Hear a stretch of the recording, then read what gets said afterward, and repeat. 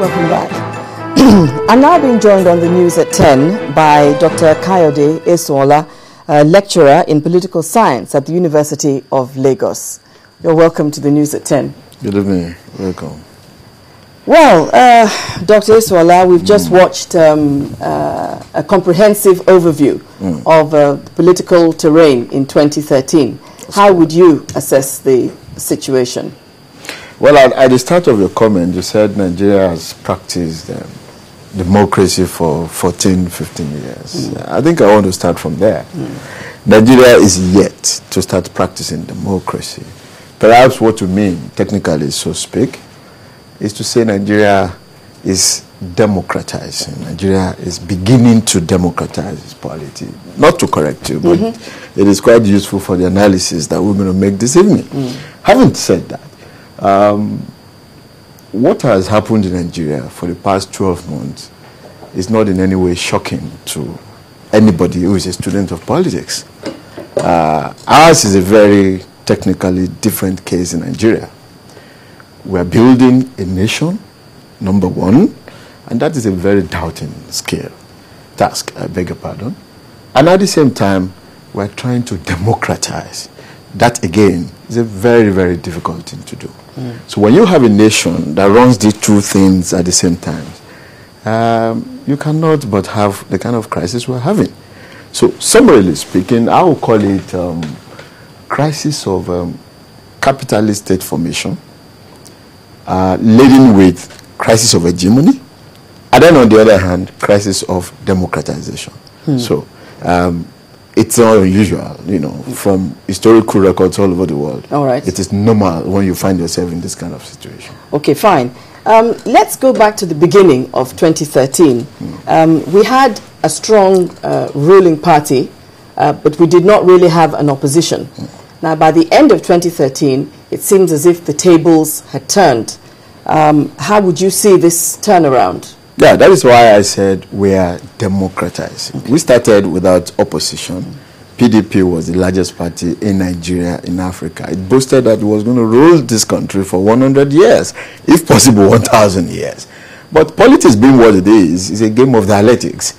Some other politicians will not just sit down crying wolf somewhere. They probably will re-strategize to ensure that they do not want to allow what PDP said will come to pass. And so we had a case in which APC emerged out of controversies, albeit, but there's no doubt that for now we have maybe not necessarily an opposition, but a semblance of opposition. It is still a process. It is emerging. What you see in APC for now does not qualify it as a real opposition because it is a circulation of the same political elite. The ideologies do not differ. They belong to the same thing. So it's not an opposition, but maybe it's an attempt to forge an opposition out of what is happening. And I think it's a welcome development in the country. All right, let's look at the election that took place in Anambra.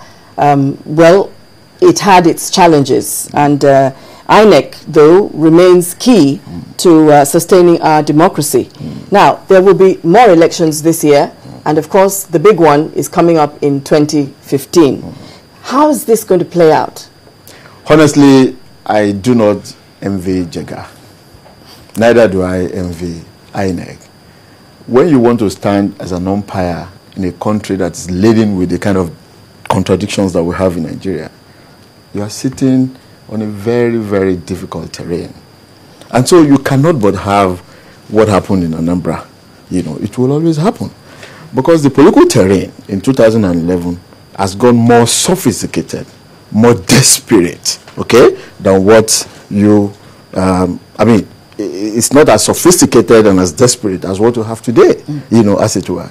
So what happened in Anambra is an eye-opener that when you are democratizing, you just do not go for the ballot box, not just what I call the rituals of the ballot box.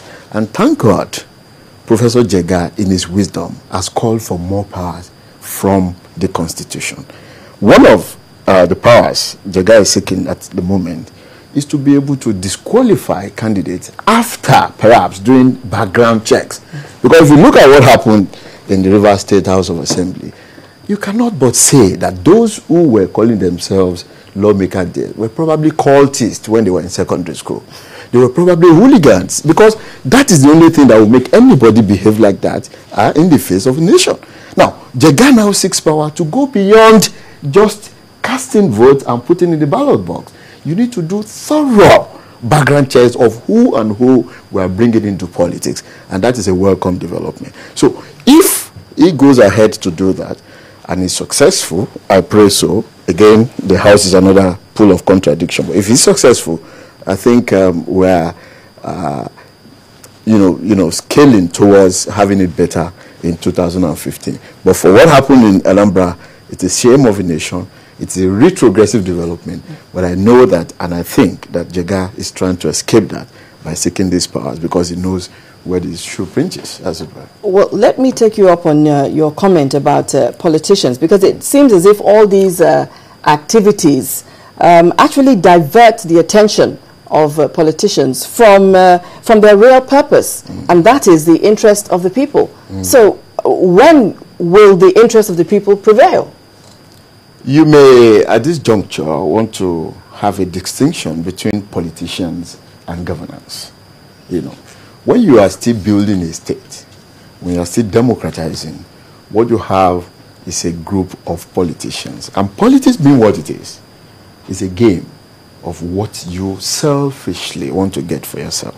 So what we have in Nigerian political terrain at the moment is a group of people who are trying to use the state to consolidate their economic base so that they can fit in as a proper ruling class, who will then probably, of course we don't predict anything in politics, begin to think about their people tomorrow. But for now, there is nobody from Kaduna to Lagos, from Enugu to Anambra, there is no politician at all, and I'm choosing my words deliberately, there is none of them who is focusing on the people. What they want to do is consolidate their economic base so that they probably will be members of the ruling class. And it's unfortunate for us. I think maybe in the next 20 years, Nigeria may be beginning to think that politicians, so-called, will begin to think about them. But for now, the contradictions on ground will not allow that. Well, thank you very much for joining us on the News at 10. Thank you very much. Thank you very much. I've been speaking with Dr. Kayode Isuola, a lecturer in political science at the University of Lagos, and we've been talking about the political terrain in 2013. Well, we're going to take a break now, and when we return, it'll be time for business news.